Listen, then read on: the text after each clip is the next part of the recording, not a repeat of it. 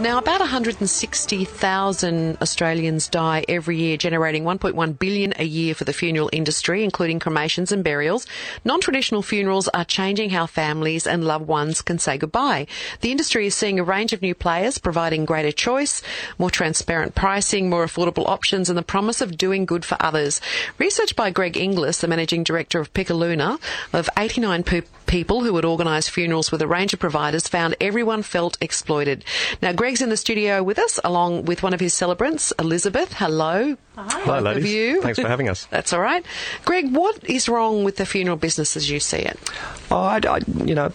It's not so much what's wrong with the funeral business. We just felt, the co-founders and I just felt that there was a better way of doing things and really celebrating someone's life. I lost my mum in 99 to pancreatic cancer. She died in the hospice in Darlinghurst, and we had a 45-minute service 2 days later. It had to be 2 days later because the funeral director said that's when the time slot was, and it could only be 45 minutes because there was another one on the hour after her. We made the most of that. But that's not who Mum was. She was she's the daughter of a Kiwi farmer from Hawke's Bay. Pop was a hobby horse trainer, and Mum and I used to love going out to the races. So knowing what we know now, a much more authentic farewell for her would have been to have her cremated, hold on to the ashes for a couple of weeks until we got over that really deep grieving period, and then buy 100 tickets out to Royal Randwick, ask them to cordon off an area of the grass with tables and chairs and umbrellas. Get everyone dressed up to the nines, come along. We'll drink champagne, we'll eat caviar, we'll tell funny stories about Mum, we'll have a cry, we'll have a laugh. And in between races, scatter her ashes at the winning post. Oh, and that would have been a real celebration of who she was, you know what I mean? Yeah. And it just... I'm sure there's a whole bunch of people that have similar stories of going to a funeral, not really being satisfied that it was the right way to really celebrate that person's life. And there just has to be a better way, and there is. So usually families are grieving when their loved one dies. And they usually probably just go to the first funeral parlour, or funeral director, I should say. How's Picaluna different? We sort of evolved. We were originally designing software that would help funeral directors run the funeral. There's a lot of paperwork involved with a funeral. There's a lot of forms. Some of them are regulatory forms, like the stat dec permission to cremate form, or the application for a death certificate with births, deaths and marriages. And some of them just internal forms, like the director's checklist on the day, or the forest order form. So we designed this software that would basically help them. They'd enter the data in one, so to populate all the forms and communicate those forms where they needed to go to. But we found that they didn't really appreciate the software. Yeah. And it was at that stage we sort of questioned the way funerals were run, did some investigation. The industry's predominantly unregulated. It means, if actually, Kate, if you wanted to go and DIY a funeral yourself, you could. You could build your own coffin, you could do all the paperwork, you could transport your loved one's body to the crematorium and do it all yourself. So we thought, who's the right people to really sit with a family with a blank canvas, with no requirement to upsell a coffin or put them in no timetable, just to do that. And we thought celebrants. Celebrants are the right people. They're sort of trusted in the community, and to really sit with a blank canvas and go, tell me what was your dad like? Who were his friends? Where was he part of a football club, and where did he grow up, and that sort of stuff, and really start problem solving from the grassroots up, and design a really authentic farewell. So do you come up with the ideas like Randwick Race Course, or the places to have their celebrations and things like that, or do usually the families come to you and say, well, we want to have it here? How does that all work? Well, I'm actually not at the coalface, so... I might answer that one, actually. Welcome, Elizabeth. Oh, hi, Kate. Look, I think that... Is there something... Hang on a second. Is there something wrong with that microphone, Claudia? Does that sound faint to everybody else? I can hardly hear Liz. There you go. Right? Yeah, no, that's better. Okay. Yep. Oh, right. There you go. There I am. Okay, so I think that if we sit with a family as a celebrant and give them the time and space, they, more often than not, instinctually come up with the ideas themselves. And it's also just about listening and really finding out who that person was, what their passions were, and what their connections were in the community, and finding the location and the elements that go in and around a ceremony that then make it a very authentic, personalised celebration of life and farewell for that person. Because most of us would probably only have to organise a funeral once or twice in your lifetime, and it can be awfully, I guess, daunting, and you're struck down with grief at a time like that. Do you think that it's easy for funeral directors to I'm not going to say anything. I don't want to say anything bad about them, but do you think it's easy that you are vulnerable to upselling and those sorts of things at a time like that, Greg?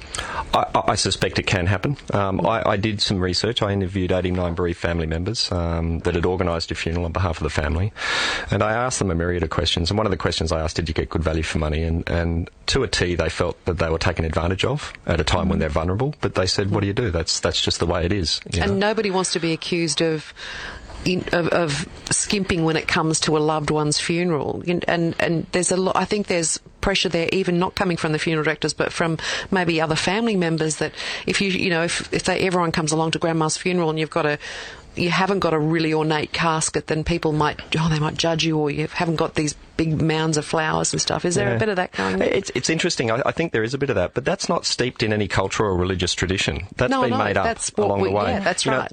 The undertaker, a century ago, the undertaker was generally the cabinet maker or the carpenter in the local town or the village and that sort of stuff. And that's because they built the coffin, and it was generally a pro bono job. It was a community service role. They did it for free.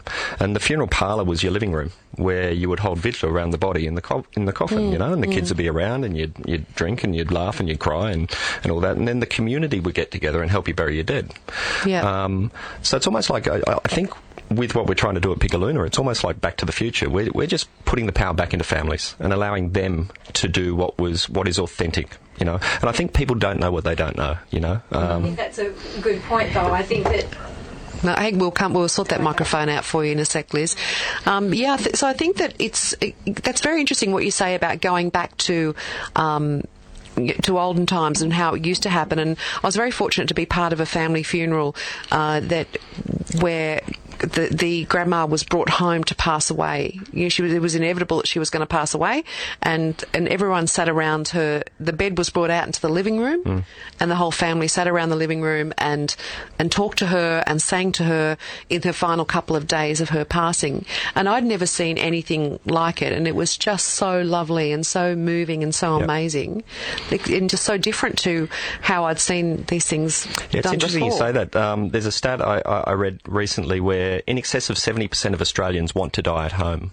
14% end up dying at home. Yeah. There's a real disconnect, and it stems. I guess it stems from the medical fraternity and everything else. Yeah. And it's a collective effort. You can't. It's not just as simple as say you're going to allow someone to die at home. There's jobs to be done, and there's learnings to be had, and you need to build a community that's equipped with the right process. But it is a wonderful thing. We've got connections with people called death doulas, which is similar. I don't know whether you've heard of a birth doula. But it's very I've heard similar. of a birth doula. So death doula's job is to walk side by side with the dying and with the family, and to help them transition through that whole period right through to death, and then afterwards with the grieving process. And we have them here in Australia. Yes, we do. Yeah, there's quite a big movement, and I did death doula training about 5 weeks ago. Not because I wanted to be one, but I just needed to understand, what the process was. But it's really beautiful. We did a funeral for a lady up in Maitland, up in the Lower Hunter Valley. She and her husband owned a local organic cafe and shop. She was a rocker. She was a muso. She died of breast cancer. She left behind a 9 and a 12-year-old daughters. Lola, our celebrant up in the Hunter Valley, recommended to her husband Brent to take her home. He was a little bit hesitant at first, but they took her home. And you're allowed to have a deceased body at home for up to 5 days under New South Wales health regulations with the right equipment. Yeah, I was going to say, with the right equipment, how does that work? So it's a calling plate that goes under the torso, because the organs are the first thing that deteriorate. And that for the girls and for Brent were absolutely amazing. The girls were able to read her stories and plait her hair and lay with her, and spent 4 days with her, and then the time was right, and so they had a small vigil. They had a small ceremony to say farewell. That was on the Thursday before she went off to the crematorium, and then on the Saturday, in a town close by in Laguna, they held another ceremony for her in a community hall there. They had there were reports up to 400 people turned up. They resurrected her band. Everyone catered by bringing a plate and bringing some drinks and all that sort of stuff. They had a bit of an open mic and another ceremony. And she would have loved that. And they partied till like 2 a.m. Yeah, And that was a really good farewell farewell for her and for the family, and that family have got something they can really hold on to now and make sense of her. But that goes back to what you were saying before about the way things used to be, in olden days, I guess, if you like, when people died at home, they gave birth at home, and then all of a sudden we institutionalised it. Women were put into hospitals to have babies, and all of a sudden you've got these little girls growing up not having no idea how a baby comes out of there and what happens, and I think it's a really positive thing that you can do that, and I think a lot of people, it's not the norm, and they might be worried about bringing a loved one home, if they already have passed on. But I think it really could help with the grieving process in a lot of ways, couldn't it? Because you get unrushed time to say goodbye. Absolutely. And I think too that families get greater ownership over those last moments of love, that they're giving to that person who's passed away. And I think that is very healing. Yep. And I also think that this is really important too, just having the conversation, talking about this stuff in advance of this, of death happening in a family, and getting a family better educated allows room for these beautiful rites of passage to occur as well. Yeah. And for a fabulous funeral. That's true. Greg, the average cost of a wedding is $65,000. Ouch. What's the average cost of a funeral? You know what? If someone wants to spend $25,000 or $60,000 on a funeral, that's their right. I don't think there is an average cost. There is an average cost in the industry as a whole. With a cremation with a service is generally around about $12,000 in Sydney nowadays. In the regional areas, it's a little bit less. But it's for what it is, for a half-hour, 45-minute service and a cremation, it seems excessive. Yeah. It's a big markup, though. I mean, when a funeral, a coffin costs $300 and they're selling them for $2,000. How do they justify that? I don't know. You'd have to ask them. Right. Okay. we don't have a business model that works that way. We'll keep that for another show. I think. Yeah, maybe. Elizabeth, how important is it to you to do this work? What does it mean to you? Oh, it means a great deal because I see the difference that it makes. It's quite frustrating sometimes if you are coming in as a celebrant, sometimes at the back of a planning process, because you the family's already decided how long they're going to be given to be in a chapel and all of that sort of thing. And so it's nice as a celebrant now to be at the front of the process, to be able to sit with the family, listen to what their needs might be and make those suggestions, or listen to what they already know, what they've already decided, and help them allow those plans to unfold the way that they imagine that they might. Is very rewarding for both the celebrant and also for the family. I love to see afterward, yes, they've been grieving, yes, this is really hard, and it is hard, but I also see this sense of pride that they have done everything that they know that person would have loved, rather than just rushing through it and having to have them in the ground by a certain time. And we often talk about time and space. Time and space. And sometimes you have to fight for that, but it is worth it. And time around everything, time around being in that grieving space, time around the ceremony and giving it as long as it needs. And just, And I think trust too, because the celebrants are trusted, and our business model is really transparent. We've got transparent, there's no hidden markups or anything like that. And the celebrants are confident they don't need to upsell a coffin. They don't need to put someone into a particular chapel. They can work with a blank slate, So I think the families really relish that. Kaylee, I recently went to a funeral of one of my best friends' fathers, and Elizabeth did the whole service and worked with them, and there were 4 children, and it was to a T. It was the Olympic runner, the Trinidadian Olympic runner, Mike Agostini, and it was fantastic. They had and one of the songs, the music. My girlfriend is incredibly particular, and she said that they sat there and they even discussed in the depth of what thickness the stock was going to be for the order of service. Yeah.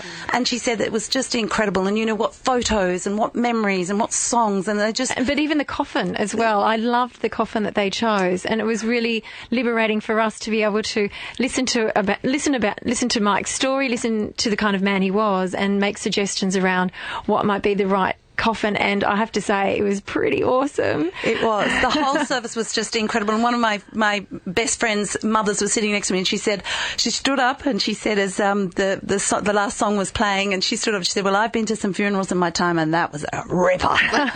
So great. Well, we've run out of time. I could talk to you for hours about this. It's really fascinating. I think it really should be talked about. But your website, Picaluna.com. Yep. Picaluna.com, if you'd like to get in touch with Greg or Liz and find out a bit more about what they do. And we really appreciate your time.